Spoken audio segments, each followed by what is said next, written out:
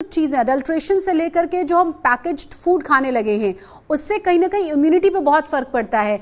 तो ये एक दिन में तो नहीं हो सकता, लेकिन धीरे धीरे कहीं ना कहीं हमें उन डाइट हैबिट्स में भी जो हमारा रूटीन एंड शेड्यूल है उसमें भी कुछ ना कुछ चेंजेस करने की जरूरत है कि धीरे ही सही लेकिन हम अपने ऊपर काम करना शुरू करें। जरूरी नहीं है कोरोना, बाकी की बीमारियों से बचने के लिए भी हेल्दी हैबिट्स बहुत जरूरी है हमारे जीवन के लिए, पूरे दिनचर्या के लिए।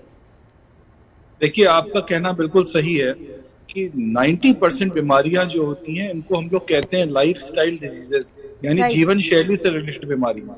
और जब शुरू में अगर इंडियन उसमें आप देखें स्टोरीज में भी आता है कि ये गरीबों की बीमारी है, अमीरों की बीमारी है। तो अमीरों की बीमारी कौन सी होती थी? जो जीवन शैली से रिलेटेड होती थी, जिसमें कि जो बहुत अमीर सेठ जी होते थे ना तो वो चलते थे ना मेहनत करते थे और बहुत अच्छा गरिष्ठ भोजन करते थे जिसमें कि तेल की वगैरह की काफी बहुत आयत होती थी।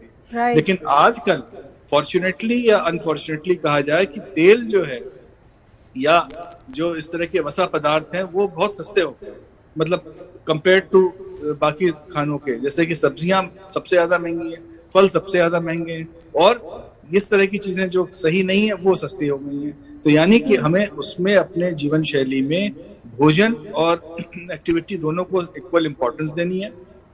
यही आपको आपकी तमाम तरह की बीमारियों से बचा सकता है और ये सबसे सस्ता इलाज का तरीका यही माना जाता है।